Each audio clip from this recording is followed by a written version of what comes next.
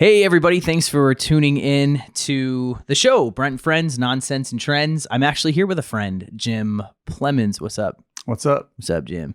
Glad to be here. Yeah, Jim's actually one of my best friends and a business partner of mine. You're going to get to know him a lot more throughout the process of tuning into the show. And we're going to talk about the dynamics of a couple of different things. Today, we're going to be talking about hospital indemnity insurance for BOZOS. You could be a bozo and pretty much get it. Tune in, stay tuned. See you there.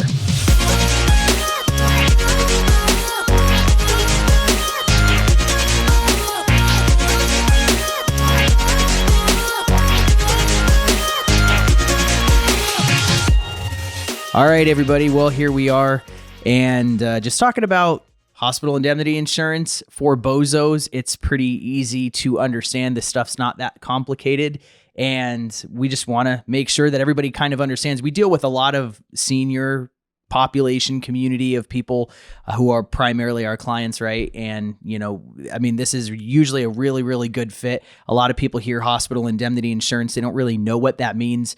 For most of the general public listening, think of maybe like Aflac or something, right? It's you have your primary insurance and then you got this other policy that's going to pick up the rest of the portions, or any portions of the cost, help you afford the rest of the costs that are associated with, your hospital stay in essence. And so that's what we're going to be. The indemnifying portion, right? So it indemnifies. So, I don't know, Jim, I think this is probably, I'm really glad we're doing this. This is like a self-reflecting moment for us, because I think what portion of our clients do you think actually have? We probably got about 5% of our clients actually have a hospital indemnity plan, and probably at least 90% of them need one.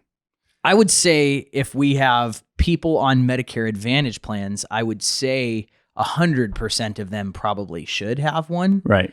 But I think there's going to be that segment of people who don't qualify for them. Right. And we'll probably talk about that too. Well, the biggest risk on that Advantage plan is the hospital copay that you could be exposed to. Well, yeah, and not just the hospital copay, but something that's similar to a hospital copay, that skilled nursing copay, right? That daily skilled nursing copay, that kind of falls into the same line. And so, I went and found what I thought was the easiest to understand hospital indemnity policy out there, the most basic. And this is just crazy, the numbers that I was able to pull. I'm going to talk about the pricing here for just a second. I've got a hospital indemnity policy right here for a 65-year-old male that is $15.61 a month. And then I've got another one that's $26.15 a month, both from the same company, just a little bit different variation of benefits. So, I know what do you think is the general perspective on hospital indemnity policy and where you think it would fit for our clients, Jim? Where I think it will fit? Yeah. Like when they have a Medicare Advantage plan. And the biggest thing I think that scares seniors when they're coming onto a Medicare Advantage plan is they see the copays they could be exposed to for hospital stay or skilled nursing time. And one of these plans can cover that risk for them for the cost of going to Starbucks for them and their wife possibly. Yeah, totally. So, we have, as you had said, my perspective and my opinion is I usually present it this way. A hospital indemnity policy essentially is, like you had said, it's designed to cover that cost that someone's going to incur in the event that they go to the hospital, right? So, many of these Medicare Advantage plans will charge you a copay of, let's say, $200 a day. Just keep it simple, right? On average, yeah. On average. And let's say the average hospital stay is 3 or 4 days. So someone's in the hospital for 4 days, they're paying $200 a day. Bingo, you got an $800 copay that's going to be coming your way. Right. $200 times 4 days. So let's say they're there 4 days, they're going to owe that $200. If I was to sit down with a client of mine and I was to say, okay, Jack, I've got a Medicare Advantage plan over here that is going to cost you 0 premium on a monthly basis and 0 copay at the primary doctor. You go to the specialist doctor, you pay $20 or whatever. And Jack, if you go to the hospital, you're going to pay $200 a day, which really doesn't seem like it's that bad. My son was in the hospital recently. He was there for 4 days, right? The bill was $70,000. Yeah, what's the average daily rate in Arizona for a hospital stay? It's, it's huge. A couple $1,000 easy. $2,000 easily, depending on the type of hospital that you're in and the type of care you're getting. So, if Jack is, this particular client, whatever, let's say Jack is paying $200 a day. It's really not that bad, right? I mean, in comparison to how much, and who am I to say how much money is a lot of money to somebody? I mean, right. It's not, but if Jack's paying $200 a day and the bill ends up being 70 grand, that's not that bad. But if I was to say to Jack, hey, Jack, there's 2 plans to pick from. One of them is $0 a month. And when you go to the hospital, you pay $200 a day for the first 5 days. Right. Or Jack, there's this policy over here. It's $15 a month. Everything's the same, except for if you go to the hospital, you pay nothing. Right. When I pose it that way, I think most people would say, yeah, it makes it a simple choice. It's a pretty simple choice. $15 a month, and if I go to the hospital, I pay nothing. That's really not that bad it's really not that hard of a decision to make. So, I got 2 policies that I whipped up together here really quickly through company XYZ, and for Jack at, assuming Jack qualifies and he's in relatively decent health, and you don't need to be in the greatest of health, but you need to, not be insulin dependent diabetic with amputations in your leg, or you need to not have congestive heart failure, that kind of major stuff, not have internal cancer. So it's pretty easy to qualify for one of these plans. Yeah. I mean, it's really not very hard. You just got to be able to answer a couple of basic questions. It's no big deal. And for our 65-year-old client, Jack, $15.61 a month gets him a policy that pays $250 a day in the hospital for up to 10 days. Now, think about this. Most Medicare Advantage plans in the state of Arizona, what's the average hospital copay anyways? Less than $250. And probably less than 10 days. Usually 5 or 6 days. Usually 5 maybe or 6 7 days. on some. Right. So if you're in the hospital for days 1 through 5, and if this sucker's kicking out $250 and your copay is only $185, $150, $200, still, you're pocketing $50 a day. Right. And the point isn't to make money on these policies. That's not the point. Right. But I'm not going to turn down. I'm not going to turn down some extra cash. The point's not to make $50, but making $50 isn't a bad thing. Making $50 isn't a bad thing, and that's for $15.61 a month, and the price isn't going to go up on you. The price. And how does that 10 days work? Is that 10 days total for the whole calendar year? So with this particular policy, you can claim on it for 10 days for the year, which is why this policy is so inexpensive. There are other policies out there where, you're going to pay maybe $30 a month, maybe $40 a month, but it's for an unlimited amount of days in the hospital. Right. You can claim on it 5, 6, 7, 8 times in a year. But I guess my question is with most Medicare Advantage plans here in Arizona, they're really only paying copays for 5 or 6 or 7 days, right? And then after days 5, 6, or 7, they can be in the hospital for 7, 8, 9, 10, 11, 12 days, but they're not being charged copays. Right. So that portion of the hospital stay is covered at no cost to the member, right? So you don't have to claim on this policy on days 7, 8, 9, and 10, or you don't have to claim on the policy days 8, 9, 10, or if your Medicare Advantage plan only charges you a copay on the first 5 days, you don't have to claim on this policy on days 6, 7, 8, 9, 10. Just the days that you're actually in the hospital. That would be my advice. Copay, if you want to pocket the cash, you can say, hey, I was in the hospital for 10 days, and they'll give you the $250 times 10 days.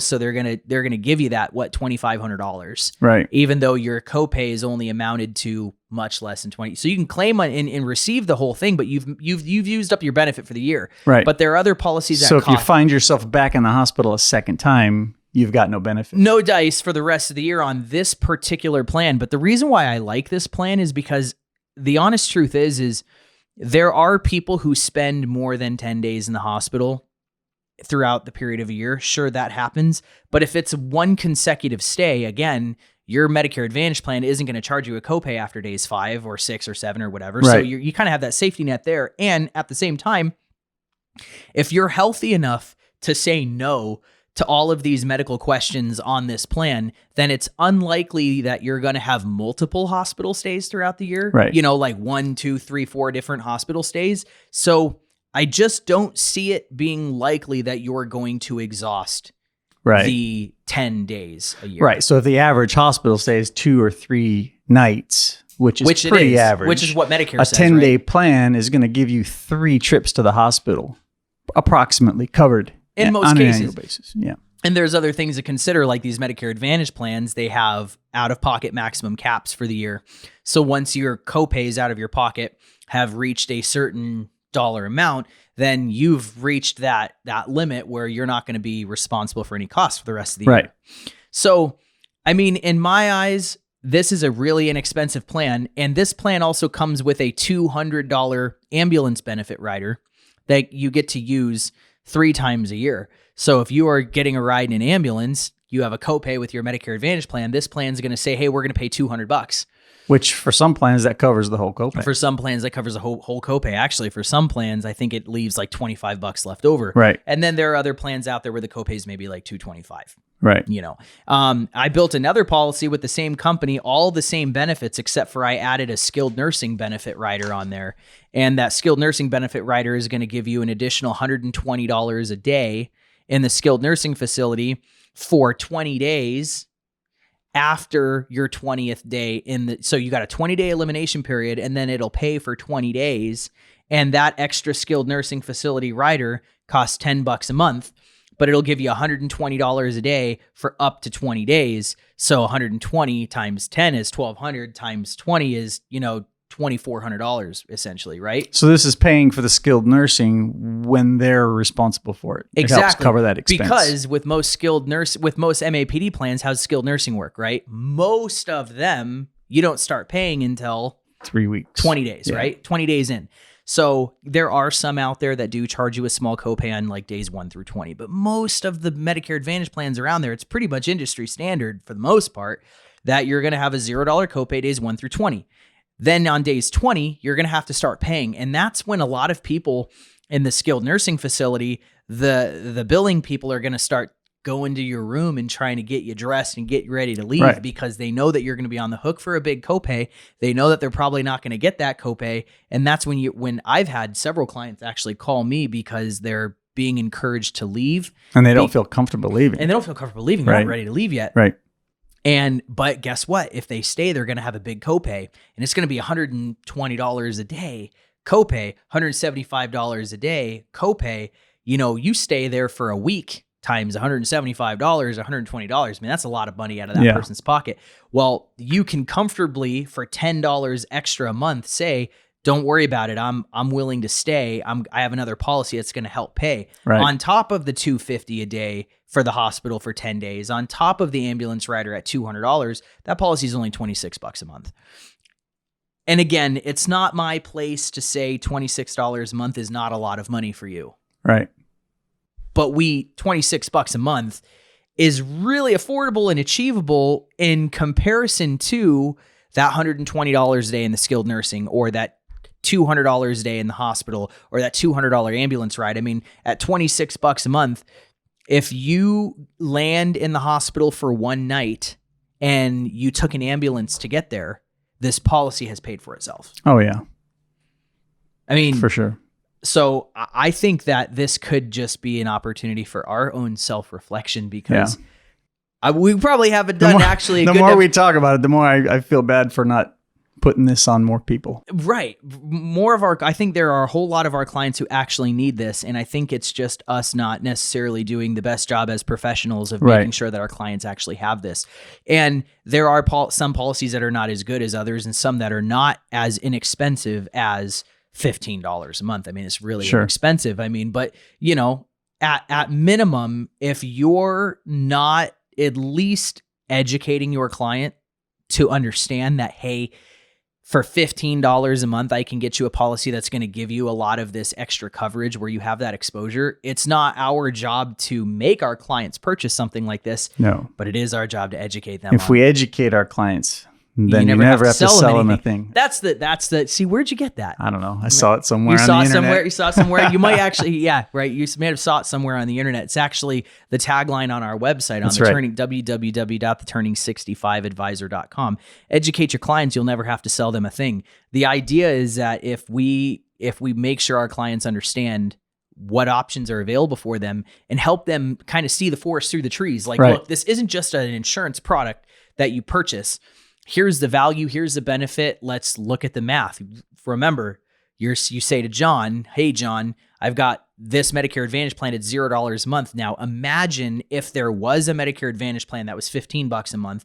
There isn't, but if there was an Advantage plan that was $15 a month and you had no copay at the hospital, would you be interested? John might go, yeah, I mean, $15 a month, that's really good. No copay in the hospital. And that's where you would say, well, for $15 a month, we can attach this policy. That's what it does. It's designed to cover that copay. Right. And so it's just a matter of educating your clients. If you do that, they'll make the decision that's right for them. They might even say no. Hey. Yeah. Right. They might. So, but we have to do a better job of showing them this. We have to do better. And presenting this, this benefit for those needs that they have. Right. For sure. Right. And I think that it's important for all the other insurance brokers out there that are actually listening to this. It's not, let me tell y'all something, whether you're a broker or whether you're a client of ours, let me tell y'all something. I wish I could buy one of those. I wish I could buy one. Yeah. But we don't, listen, folks, we're not filling up our retirement account selling these suckers. You know what I mean? We don't, you know, it's not like we're raking in the dough selling someone a policy that costs $15. Right. But at the end of the day, it is still our duty and our responsibility to make sure our clients have all their avenues covered. Right. You know, we're solving problems. We need to be the people doing that. So that's hospital indemnity for BOZOS. It's pretty easy to understand. You could be a complete bozo and get it. If for some reason it's still confusing to you and you want more of like a explanation on how it really is going to fit your situation directly, you know, www.theturning65advisor.com. And you could contact both of us on that website, or you could call us at 623-777-3315. 623-777-3315. You got it. It's a new phone number, folks. So Jim is having to constantly remind me of what it is. Anyways, that's a hospital indemnity for BOZOS. This is my friend Jim Plemons, Brent Crawley. We're with the Turning 65 Advisor. Peace. Peace. Out.